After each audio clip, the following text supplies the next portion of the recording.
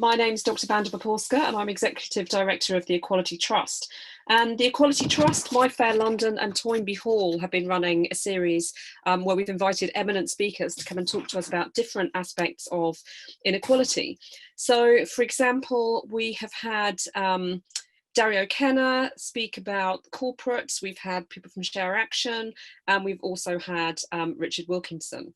So although tonight we're not in those beautiful wooden halls of Toynbee Hall, which we really desperately miss, we're determined that we're not going to let that stop us.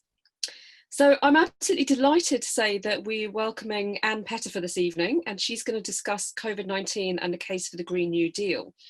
Now, I'm sure, you know, people always say people need no introduction, and Anne is one of those people as well, but I'm going to introduce her anyway. She's a political economist, an author and public speaker known for her work on sovereign debt and the international financial architecture. She led the Jubilee 2000 debt campaign and is a director of policy research in macroeconomics at Prime. Anne's based in London and holds a variety of other posts, including chair of the advisory board of Goldsmith College's Political Economy Research Centre, an honorary fellowship at City University's Political Economy Research Centre, and is also a fellow of the New Economics Foundation. Yeah. So we're using Zoom. I'm sure people are very accomplished at Zoom right now, but this is the first time that we've used it for a webinar. So I would ask everyone to bear with us. There are many possibilities for failure, including young children, as well as BT's propensity to keep us all going. So do bear with us. We will learn from tonight and hopefully take things forward. At the bottom, you'll see Q&A where you can post questions throughout the webinar. Obviously, with so many people here, which is absolutely fantastic. I think the numbers are just going up there, over 200, that's great. We may not be able to get Anne to ask all of your questions. I'm sure she's rather relieved at that, but we will try and get her thoughts on most of the topics raised, so do bear with us. Just before we start, we're going to run a couple of poll questions. So just so we can see who's in the room. So if you could let us know your age group, if you're comfortable with that, what region you're joining us from, just so we've got a good idea.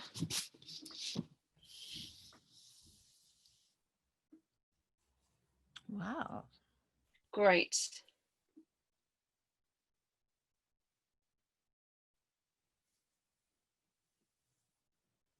Okay, that one should be done. And okay, here we go. So we have the a predominance 55 to 64-year-olds are in the majority, it seems. That's good. Excellent. I'm glad to see we've got some 16 to 24-year-olds in there as well. And we are reaching hello to Northern Ireland. That's fantastic. Okay.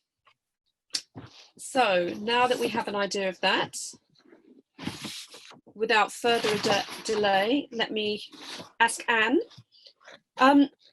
We're very fortunate to have you this evening, and thank you so much for joining us. Obviously, inequality is just absolutely writ large with the present situation that we're going through, and many people are saying, you know, it's inequality that is the pre-existing condition, and this is just a catalyst to exacerbate the issues from the economy to education to health. So we're part of the Build Back Better campaign, and we want to look at ways that we can come out of this and build mobilisation for a better future. So we're really interested in hearing your thoughts on how the Green New Deal can address inequality, particularly looking at social and racial injustice, but also how does this COVID-19 crisis impact the case for a Green New Deal? So Anne, I'd like to invite you to give us your thoughts, please. Thank you. Thank you so much, and wonderful to be here with all your supporters, and thank you for all the great work that you do. And you're absolutely right. Inequality is so stark and so obscene actually now, and it is made worse by this disease, by this pandemic. So the Green New Deal we set it up in 2008. We came together as a group to draft it in 2007-8. We published it in 2008 with the New Economics Foundation. And the thing that made it different from quite a lot of what had been going on was that a lot of people working on transforming the environment were working, if you like, on individual and community and social change. And what we absolutely insisted on in the Green New Deal was structural change. And we particularly wanted to also do this thing, which was so hard for us when we were drafting it, was to, number one, bring together economists, progressive economists, with green campaigners, with environmentalists. And that's what our group was. It was a mixture of those two, together with an entrepreneur, solar panel entrepreneur, and so on. And we wanted also to make very clear that the economic system is integrated and is the reason for the ecosystem, in a sense, or the state of the ecosystem that we find ourselves in. And so in order to protect the ecosystem and society, we need to change the structure, the structural arrangements for the economy. And that's what's made us different. And it goes back, it harks back to the New Deal, to Roosevelt's New Deal. And Roosevelt was very clear. He had to deal with a huge inequality problem as well. In the 1920s and 30s, it was as bad, if not worse, than it is now. And secondly, he had to deal with an environmental crisis. They had in the United States the thing is known as the Dust Bowl, when as a result of over use of the land, they had these vast swathes of the United States that were buried in dust, and people were unable to farm. They were starving. They were migrating. The grapes of wrath was an outcome of that situation. And this is the problem that Roosevelt faced when he was elected president with a massive majority in 1933. The very first thing that he did was to declare on the night of his inauguration that he was going to change the economic system. And in particular, it was the economic system at the time, the international system, was known as the gold standard. And the gold standard was simply a system in which Wall Street, the City of London, the financial markets dictated economic policy. And they dictated it, if you like, in the interests of people with capital, with money. And he said, no, sorry, Wall Street, we're kicking you out of the driving seat of the economy, and we're putting a democratically elected government in the driving seat of the economy. And that means that it'll enable us to mobilize the resources to tackle the Dust Bowl, but also to tackle massive unemployment and injustice in the United States. And what he did was quite extraordinary over the next few years. It was, you know, as profoundly affected certainly the Democrats in the United States. But that's what taught us that if we want to tackle inequality, it's not good enough just to say it's a bad thing. It's not good enough also just to think of it in domestic terms, in terms of Britain. We've got to think about it as part of an international system. And why it matters so much at this moment is that at this moment, the poorest countries have faced the biggest threat from coronavirus. They have the least released resource, the lowest resource public sector health systems. They live, millions of people live in overcrowded, cramped conditions on poverty wages, and are anyway already suffering what, if you'd like, the underlying condition of poverty, which it actually makes them far more susceptible to the virus. And the international system and the way it's operated over the last few weeks has absolutely clobbered those countries. And I speak with feeling about this because I'm South African born, and although I left almost 50 or more than 50 years ago, my family is still out there. And so I hear and I'm connected to South Africa. And South Africa's had such a hard time because the minute the pandemic arrived, speculators, creditors, and investors stampeded out of the South African economy, but also out of all poor economies, out of emerging markets, and went straight to the United States, to New York, and to the dollar. That caused their currency to crash and the dollar to rise. And the debts that they owe the rest of the world is in dollars, so their dollar-denominated debt rose. At the same time, their currency fell. And that was, you know, that made imports very expensive, especially if they were trying to import pharmaceuticals. And simultaneously, commodity prices fell. You know, the prices of all the things that poor countries export to make a living, that fell. And then the Western rating agencies moved in to town and said, oh, your, investors have fled your country, we're now going to downgrade you. That made it harder for them to borrow money, especially hard currency, because you can't pay for pharmaceuticals except if you have dollars. You can't use South African rands for that. It made it harder for them to borrow dollars to buy this vital equipment and drugs that they needed. And so at the very moment they were hit by a pandemic, they were also hit by a financial crisis, essentially. And it's really interesting. We don't discuss it much here. We're so engrossed in our own problems here, and we have severe problems, no doubt. We've really not really taken account of that. But that happened not because South Africa's economy suddenly overnight collapsed. It happened because the international system is designed, and this is where I get to my point about inequality, it's designed to suit the owners of capital, and for them to do as they will at their whim. If they fancy leaving South Africa overnight, then that's fine. That's what the system encourages them to do. If Richard Branson chooses not to pay taxes, whoosh, takes his profits out to some island in the Atlantic, that's what the system encourages him to do, right? So what this teaches us is that if we want to deal with inequality, we must deal with the system which actually facilitates the 1%. And that's actually enabled them to become very, very much richer. It's a long story, but we live now we're not in an old-fashioned capitalist economy. We're not in an economy of the Industrial Revolution, when you had bold, entrepreneurial, risk-taking capitalists that had a surplus in the bank and decided they were going to risk it on building, a railway engine or a railway line or a ship for crossing the Atlantic. No. Today, our main capitalists prefer to sit on their butts, preferably in a nice house somewhere in Silicon Valley, and simply collect rent on an asset, really. And it's a bit like if you own a house and all you do is rent out the house to some poor student that's desperate for somewhere to live, and you do nothing to maintain the house or care about the house, you just collect the rent. That's a kind of effortless activity. But some of the rent seeking that's going on in the global economy is even less effortless, if that's possible as a word, than renting out a house, basically. And now we live in an economy in which you're absolutely crazy if you take risks. You're crazy if you invest in some bold experiment, if you decide you're going to do something about alternative energy and you're going to risk, building a wind farm or some such thing.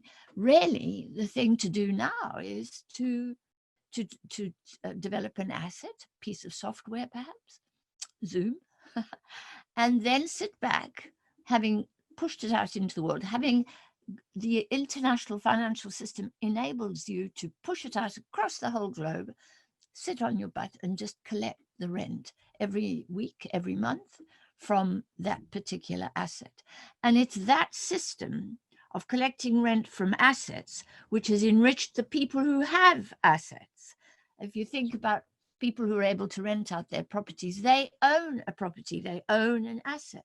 So they are able to earn more money and effortlessly. Whereas if you don't own an asset, if you live in a council house or in rented accommodation, you just don't have the ability to earn effortlessly income without doing very much. And that it's that divide between those who own assets and those who don't own assets that, in my view, has exacerbated inequality in our society. And the whole of the financial system is structured to give priority, to give preference to those who own assets.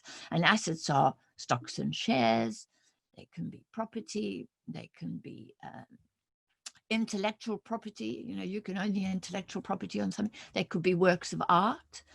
You own a Picasso, you put it in a vault somewhere in Dubai, and you wait for it to increase in value and you collect the rent from that effortlessly. You didn't make the work of art. You didn't do anything to create the conditions for that work of art, but you earn the surplus on it when the price rises in effortlessly. I speak as someone that owns a house, and I bought this house a long time ago. We bought this house a long time ago, and we've watched it just rise in value, not because we've done anything very much to the house, but because asset prices have risen. And so people who've owned assets effortlessly have seen the value of their properties rising. And that includes a whole generation of people. Those who don't have assets have found that they've had to pay more rent. They've had to pay more and more rent. And the reason that asset prices and property prices, I'm having a big argument with economists, and fortunately I've got some very bright housing economists on my side. The reason property prices have risen is not because of supply and demand, which is the old-fashioned economic excuse, and it's not old-fashioned, it's very fashionable at the moment. You know, the Conservatives are saying, oh, there aren't enough houses for all the people in the world. We've got to build more houses. We've got to cover our green environment with concrete and build more houses because there's such a demand for houses. Well, there isn't actually. The price of housing and the rise in property prices is entirely to do with the amount of money aimed at property. So money has, for example, flooded into London properties. Why? Because London property is believed to be a very valuable asset and a safe asset, right? And the more money you throw at this asset, the more likely its price is going to rise. The price of my property is rising through no reason of my own, but because money has been thrown at the whole property market, so people want to own assets. And when you do that, you inflate the price of property, and then you make it unavailable for whole swathes of the population.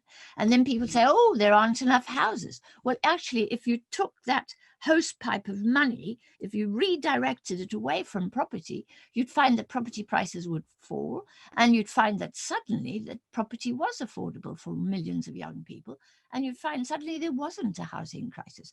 Because what the housing experts tell me is there is no shortage of housing. There's plenty of property. There are more properties available to live in than there are households that need properties. Now, I'm not the statistician that has worked that out, but I work with the Oxford group of economists that have worked that out, that do count all the numbers, that do count vacancies in households and so on. And there are more vacant properties than there are households wanting properties. So this argument about how it's supply and demand is not a good argument.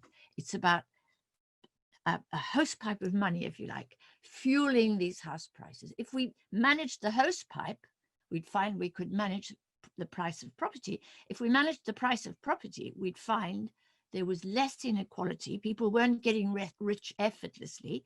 And secondly, homes and houses and flats would be made more affordable for more people. And of course, then if we also overcame the austerity mantras and built social housing, then too, or purchased private housing and nationalized it, turned it into social housing, then there'd be plenty of property available for those who need it. So that's a long-winded way of explaining my understanding of why we have such high levels of inequality. And if we are going to deal with that, we've got to end this rentier type economy, this rent-seeking economy, and we have to restructure our system so that we make finance, the owners of capital, work for us instead of us slaving for them, essentially. So I hope that's enough to get us going. Hello? Hello? Hi. Oh, sorry. Are you Hi. there? Yes, I am here, very much so. Sorry, Vanda, you froze there for a moment and I panicked. Did you hear me? Did you hear that? Yeah, absolutely. And we have 240 participants also who have been hanging on your words. I wondered if you could give us your thoughts on looking at social and racial injustice with the background of inequality and what's happening with COVID now, because obviously we're seeing that this is affecting Black and Asian people. We're seeing that there's obviously a socioeconomic background to this, and I wondered what your thoughts were on that. Well, I think that's, I think it's it's the question of what an underlying condition is, and an underlying condition is poverty, is people whose backgrounds, who've come from backgrounds with probably poor diets, and who are anyway, therefore, have a, I mean, I'm no medical person, I have to say, Vanda, but I would have thought that it has to do with lower levels of immunity, mainly because of the impact of poverty. But I'm loath to say that I know the answer to this question. It's clearly, very clearly an issue. But I don't know if I know why BAME people are in particular being targeted by this coronavirus. What I do know is that it is targeting poor people everywhere in the world, actually, and in the South in particular. But I'm sorry, I don't really feel confident to say that I know why that is happening. I think it's clearly socioeconomic, but is there some other factor in there? I don't know. And I'm wondering how you think this crisis now impacts the case for a Green New Deal. There have been people talking about how, what the impact of a Green New Deal will be on the global South, that we have to ensure that we make this inclusive, that it's not just a case of global North technology, outstripping what's happening and not giving access to those in the global South as well. Well, that's my point about what's happening at the moment, because clearly, while coronavirus is serious, even more serious is going to be the next climate breakdown, basically. And it could happen any day now, frankly. It wasn't long ago that Cape Town ran out of water. And it wasn't long ago that New York was flooded by Hurricane Sandy, I think it was called. We just need another disaster like that to happen in a major city. And, it would be catastrophic. And that is precisely why the financial system should be geared towards helping those countries in crises and not doing what it's doing at the moment, which is particularly starving them of finance at the very moment they need help, right? So there's that. But it's very clear to me that that climate breakdown is going to affect people in the poorest countries for the same reason as coronavirus had hit them. And we are going to have to adapt and adjust, and we're going to have to act more collaboratively and cooperatively across the world. One of the things that's been revealed by this crisis is the failure of international leaders to work together to solve a problem. I was very struck yesterday by the appeal by the European Union to raise, I don't know, 47 billion or whatever it was, to finance a vaccine. Now, frankly, it upset me at one level, because when we had to bail out Wall Street or the City of London, all those big corporations that have lost money as a result of this crisis, nobody went round with a begging bowl saying, will you please give us 47 billion? And instead we found, we know the Federal Reserve is mobilizing something like 6 trillion. But it was really interesting because it was led by the European Union, and it included people from poor countries, including Mr. Ramaphosa, the leader of the Prime Minister of South Africa. And the United States was absent. So what we're seeing is that there isn't collaboration across the world. The United States is refusing to support the World Health Organization. We set up the World Health Organization to deal with global crises, and this is a global crisis. And climate breakdown, Earth systems breakdown, is going to be global. We're going to have to work internationally, and we're going to have to cooperate and collaborate. So what this crisis is teaching us is that we don't know how to do that. We're being, in a sense, incredibly selfish, looking after our own interests and neglecting the people who are most severely affected by that. And in that sense, for me, that is a kind of racism as well. That really is. To just allow whole swathes of humanity to, at this moment, face 2 crises, not just one, is a kind of racism.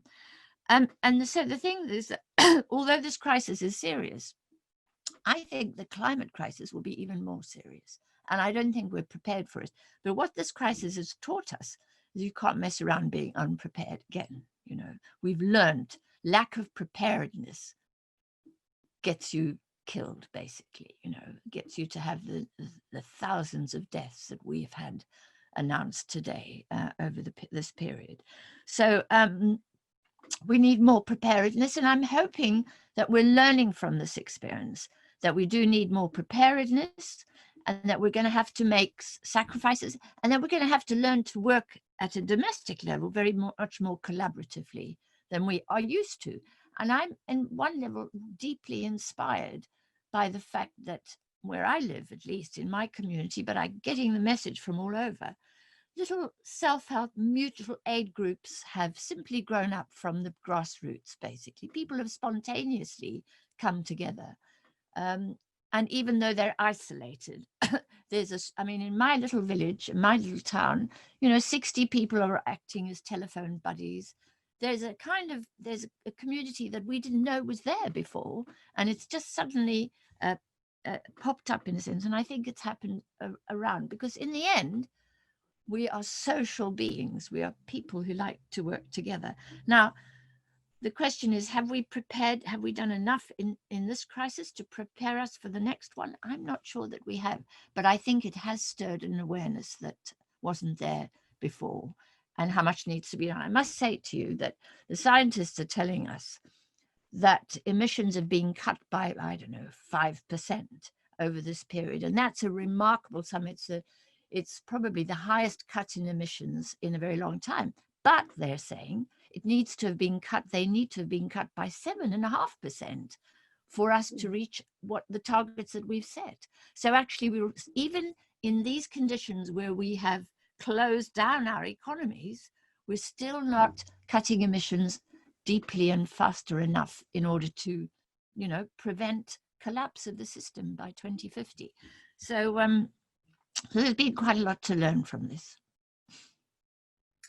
I think you're absolutely right. And again, we are heartened to see some of that community spirit. And, I can certainly say that all the Equality Trust staff are actively engaged in their mutual aid groups or doing something to contribute. And that's really great to see. I think my worry is in the less connected areas, in the more deprived areas as well, that people simply don't have the resources or the time to be able to do this. So I think we really need to think about how we reach those areas and how we support and enable people in those areas as well. And the massive injustice is, and then this is, I should have said this before, the most profound point for me that's come out of this crisis is that we have learned that it's not billionaires that make the economy. It's not highly paid footballers who earn, a couple of million quid a week. They're sitting, in their palaces, wherever they live, doing nothing. Instead, it's nurses, cleaners, shelf stackers, delivery drivers. They are the people that are making the economy. Without them, there would be no economy. And actually, that's incredibly empowering, Vanda. It teaches us that, we are the ones that make the economy, not the rich. And in a sense, I hope that gives people, that empowers people, and they begin to understand how much leverage they have over the economy and how much everyone else depends on them. Now, when I hear people calling for everything to be opened up because the economy has to be started again, that's the rich people saying, I want to be able to go shopping and do my thing. The rest, the people who have been paid a pittance and who are putting their lives at risk for us, are saying, please, will you stay at home, right? So I think that has been the most profound lesson from here. And I hope it's taught us that actually we're the ones that decide what sort of economy we have. I think that's absolutely true. And it's one of those things that I really hope people can mobilise behind, with trade unions, to make trade unions stronger in the workplace as well, which is something we definitely need. And I think you're absolutely right. I mean, the Equality Trust has run a CEO pay tracker every year, looking at how CEO pay is as an equivalent of worker pay, and nurses and teachers are valued at less than 1% of a FTSE CEO. And, that really, we have to see that change. And I think, this is one of the issues that people are really beginning to realise, just how we value people, how little we value people. in comparison with others. Now, I've got some great questions here, and I know that people have been really patient, but thank you, Anne, so much. And I've probably abused my privilege as chair here to ask you some questions. I'm going to start with Tanya in Camden, just because I'm a Camden girl myself. So, and she's saying, what can lay people do to promote the Green New Deal among MPs and others? What has to happen for it to be passed and funded? And what can lay people do to bring offshore funds back onshore and ensure they're used in meeting climate targets in a socially just way? So big questions there. That's a very big question, and I always feel inadequate in the answer, but I always want to tell the story of the campaign that I led, Jubilee 2000. When we began Jubilee 2000 in 93-4, people said, what are you going to do? You're going to go around and ask the British people to cancel the debts of countries that, that are a million miles away, and the debts, you've got nothing to do with them. Yeah, you're not going to get anywhere. And what I learned from that was, and they all said, oh, it's also too complicated. You can't explain the international system of sovereign debt and international creditors to millions of people and get support, And I was cynical, I was skeptical about that and said, no, I think you can. So we set up on a program of educating people. And when I say educating, what I meant was we informed, we explained, we made sure we got our facts right. We got our arguments marshaled in the correct way. We were rigorous about it, and we helped people. We gave them, A4 briefings, bullet points, one side of a page, and explained what was going on.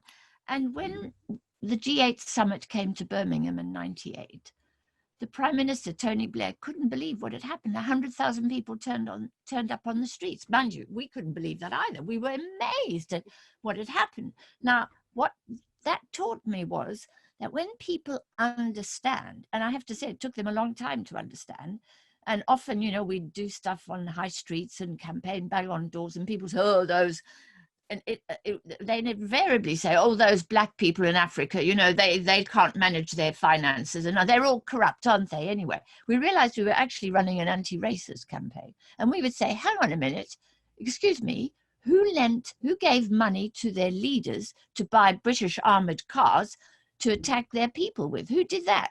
That came from your side of the blah. And anyway, when we explained all this to people, they got it. And once they got it, they were mad as hell, and they turned up at this demonstration. And that taught me is that educating people is very empowering. So the first thing I would say to the woman in Camden is, we have to spread understanding. And when we say Richard Branson must pay his taxes, that's not enough. We've got to say, government, stop allowing Richard Branson to take his money out just at the whim, by pressing a few numbers onto his computer, right? Or his bank manager doing that. You got to stop. So you get beyond saying he's a bad guy, and you go to saying this is a structural flaw that we want to see change. Now, if you start writing to your member of parliament about capital mobility and about the ability of Richard Branson to move his money just as he will, you're going to stir the pot, right? And if thousands of us do that, we're going to change the argument. And I want to say that it was a bit like the anti-apartheid campaign. If you walk around saying anti-apartheid is wicked, it's evil, it's unfair, it's racist, but you didn't say change the law to allow the ANC to be active politically and to allow Mandela to leave jail. If you didn't say that, you weren't meaning anything. Do you know what I mean? So what you needed in South Africa was both to say it was racist, of course it was, but also to change the structure to allow Mandela to be freed and the ANC to operate. And so that's what I want us to do. And believe it or not, I really think it's empowering just to inform people. And then once you're informed, someone has to, unfortunately, I can't be the one to run a campaign. I'm getting too old. But, those are the sorts of things we have to campaign on. But I love my friends in the tax research group and the tax campaigns. They're fabulous because they're exposing these guys. But I want them to go further and to talk about, how we can get change.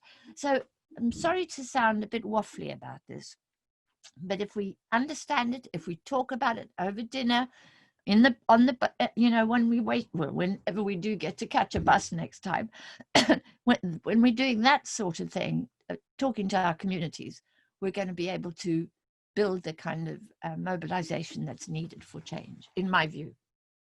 Great.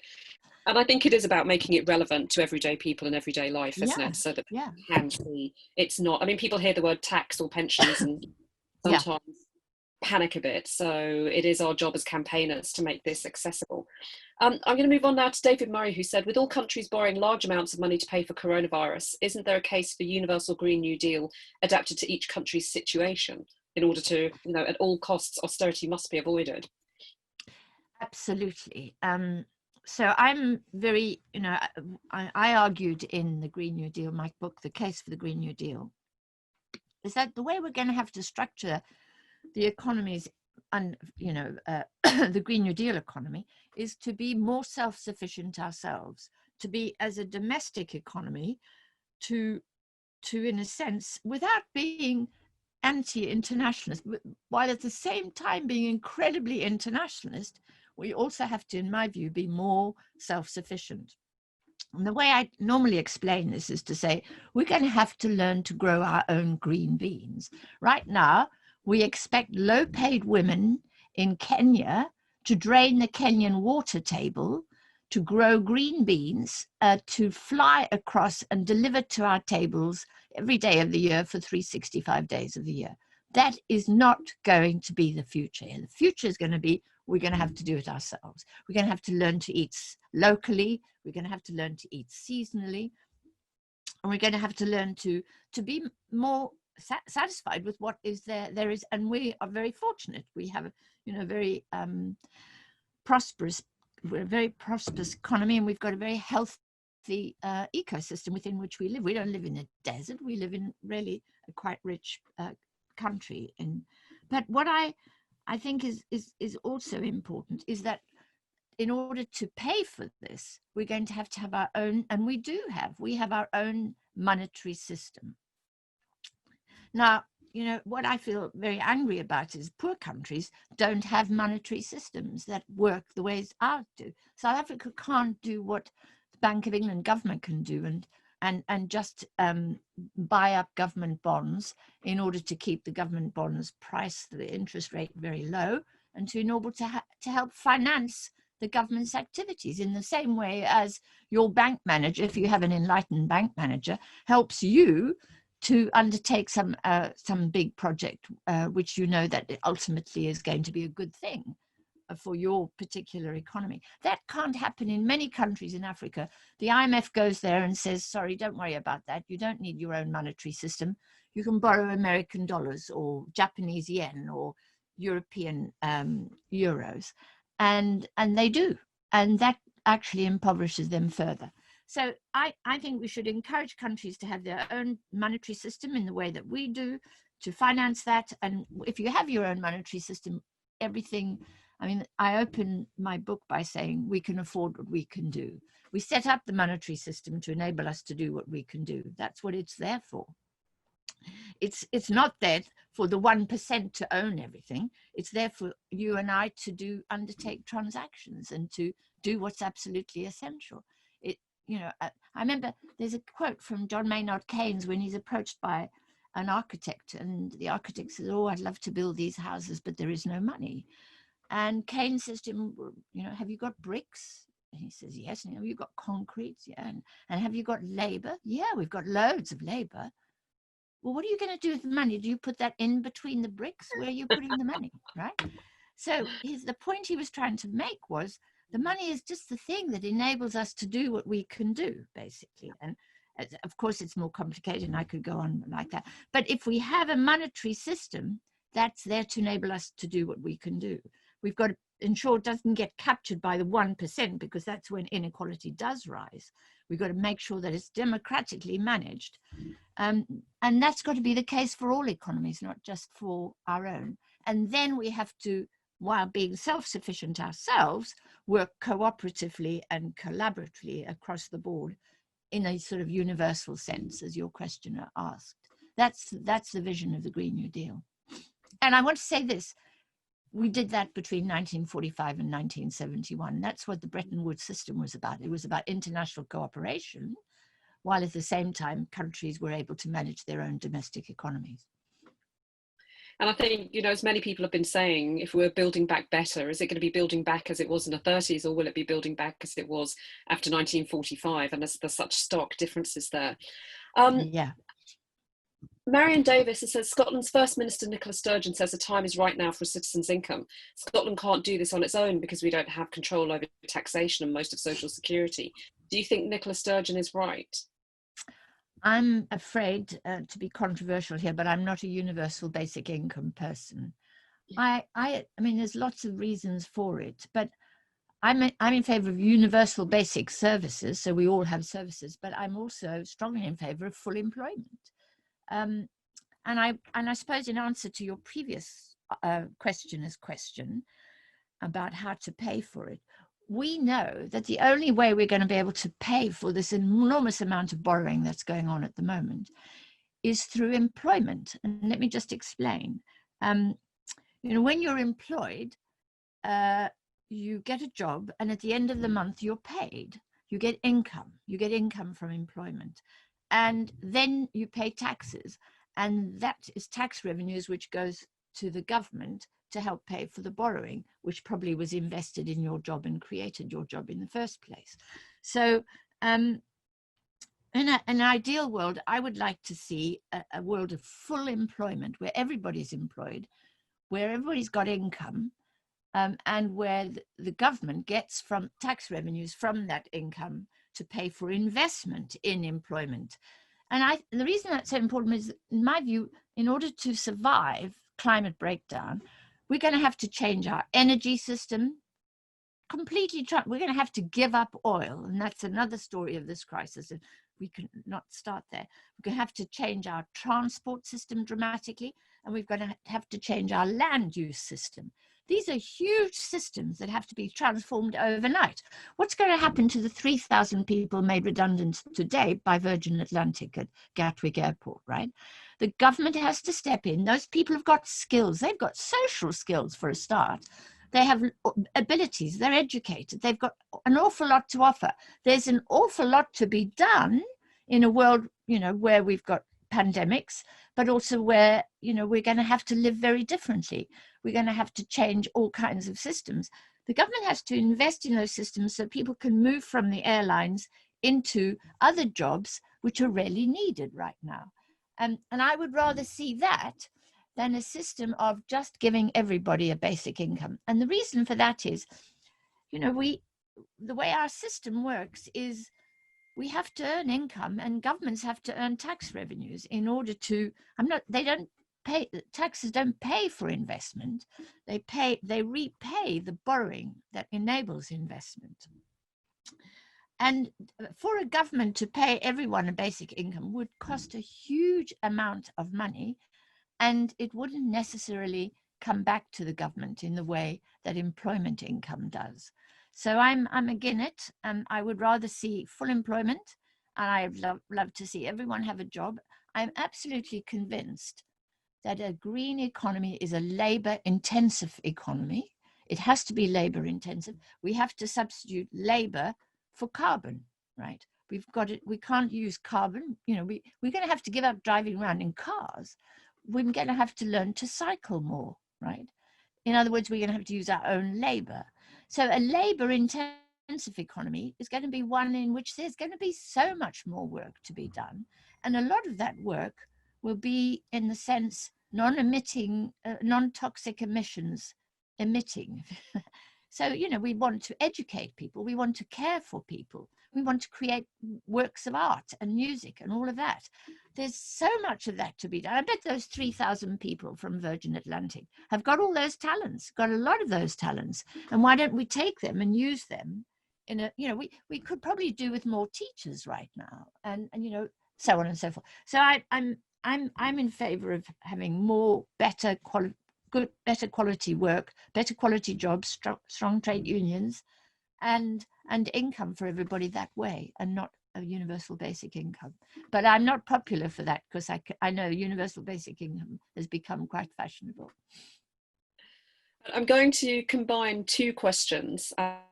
because we've had them many times, and one coming from former chair of the Equality Trust, Sean Bain, to really sort of outline very quickly the key aspects of the Green New Deal. And then we've got from Owen Ensor, what are the top 3 actions that an individual should take to help make the Green New Deal happen? Well, I think we have to change. The top 3 actions are: 1, change your lifestyle, and the 5 R's. What is it? Reuse, recycle, rot, and so on. You know, our lifestyles have to change. But if we do that individually, that's not enough. I think that the top 3 actions that have to, I think if I were to be honest with you, I would say the most important action that individuals can take is to get political. And that might sound controversial, but, you know, we've just had an election campaign where Jeremy Corbyn advocated the Green New Deal and lost the election. And a party that doesn't seem very interested in the climate won a massive majority, right? And I think what it is, it's about how Greens and the left aren't really interested in gaining power, political power. And so my advice to people is, you know, we've got to get serious about this. You know, we have to gain political power. And that means we've got to be more political. And I know a lot of Greens just don't want to be political. You know, it's such a dirty business and there's so many bad people out there. But the bad people are the ones that gain political power. And once they've got a 68 majority or whatever it is, they can do as they like, really. And that's what's happening. And, you know, so my top advice is get political, get involved and try to change the power system. Then we've got to change our own individual behavior. And thirdly, we've got to go around educating and informing. And that's going to be really important. I'm beginning to lose my voice, but let's go. Maybe one more question, Anne, if that's okay. I think here we have, do you think that disaster capitalism will be used by corporate elites to cause further inequality, both during and after the coronavirus? And how can the International Green New Deal respond to this? You know, the International Green New Deal is an idea. It's a question of how do we respond to this, really? And I know that they're already getting together. I mean, what's happening in the United States is extraordinary. I think what we have to face is that we may be faced with the threat of fascism. You know, the United States is probably the most militarized state that's ever existed in history, really. And it's now run by a man who's quite reckless, who quite authoritarian, who believes that he is the king. He's not, he doesn't no idea of being a president and of being accountable, and will do anything, absolutely anything, to win this next presidential election. And then you've got to look at countries like India and President Modi, or even at China and President Xi. You know, we're being run by authoritarian leaders. We cannot be complacent about that. And that's because they've grabbed power. They've grabbed power in the interest of the 1%. And we've been pussyfooting around saying, let's be nice to everybody, let's be kind to the poor. And we haven't thought about how to challenge that kind of power. So I think we may have to get out on the streets. We may well have to get out and fight what I think is a kind of fascism that's creeping around Europe and is certainly, visible in the United States. We know we've had an effort at that with the Bernie Sanders campaign. It's not succeeded. And I think it hasn't succeeded because it didn't do enough to bring in enough people behind us. And I think the problem also with so many of us in these movements is that we're a little bit self-righteous about how wonderful we are and how we only want to hang out with the good people, when actually we should be going out and talking to people that it's really difficult to talk to about this. We should be challenging. And, you know, you think it's hopeless. I remember as a young woman in South Africa having rows with my family, having rows with family friends about racism, about apartheid. And I wasn't I wasn't a lefty. I was born into a very conservative family, actually. But I read the Bible, and the Bible said you had to love your neighbor as yourself. And I said to everybody, excuse me, but you keep lecturing me about loving my neighbor, but look what, and I had the most awful fights and rows. And eventually I sort of ran away from South Africa. and I ran away because my family thought I was going to get them all into trouble, and then we'll all end up on Robben Island. And my family put enormous pressure on me for being such a troublemaker. I was a troublemaker. And then one day in 1994, Nelson Mandela walks out of prison, and, you know, the world changes. And what that taught me was all of that unpleasant squabbling and fighting and demanding justice, in the end, had an effect. You know, it had an impact because, you know, lots of people did it. I from here, I worked on the anti-apartheid movement and so on, and people did it around the world, and we thought it was hopeless, and boom, you know. Now, things aren't perfect there, but that taught me that, you know, if you're difficult, if you're stroppy about it, if you're determined, and if you're prepared to challenge the establishment, if you're prepared to challenge your neighbor who is a denier, a climate denier or a racist, in the end, you know, in the end it works out, in my view. That's my optimistic view. So I would say keep fighting. I absolutely agree with that, and it's great to hear your recollections of that. I think many of us troublemakers do sometimes feel that it's a bit of a lonesome road, but I think you're absolutely right. This is long term. We've already seen over the last sort of 5 or 6 years ideas such as universal basic income, whether you agree with it or not, but different ideas coming to the fore and becoming common currency in discussion, which formerly would have been seen as part of, you know, a radical new idea. So, you know, we have, I think our problem as campaigners in a sense is to be patient, is to hold that long term in our thoughts, because we are generally so passionate that we want the change now. And that, you know, it's a really salient lesson, I think, from you, that, you know, we don't stop fighting and squabbling and shouting, but, you know, the change will come if we carry on. That's certainly motivated me to carry on. And I'm going to turn to activism now. And I think, you know, it's a really lovely note to sort of end on there, because we're going to look at how we can take this forward. So of these 3 actions, what do you think you could participate in? Right now, you can share one thing you learned today with a friend or on your social media with the hashtag Green New Deal. Tomorrow, you could read Joan from Toynbee Hall's blog about the need to tackle the green poverty premium. This week, you can sign up to campaign with Green New Deal UK or UK Student Climate Network. And this month, you can check out the Mothers of Invention podcast to learn more about how we can achieve a green economy and share it with your friends. And I think, you know, it's really essential, isn't it? People forget in this digital age the importance of word of mouth, the importance of those conversations that may be around a dinner table or at work or wherever you are, or in the canteen, and really talking to people and persuading and influencing people who may not have thought about things in the way that we have been thinking about things. So it only remains for me. Has the poll finished? Yeah. Great. Okay, so, it's a close run thing. I think people are committing to do hopefully all of those things. I would also say a very big thank you to Toynbee Hall, also My Fair London, which is the London affiliated group to the Equality Trust.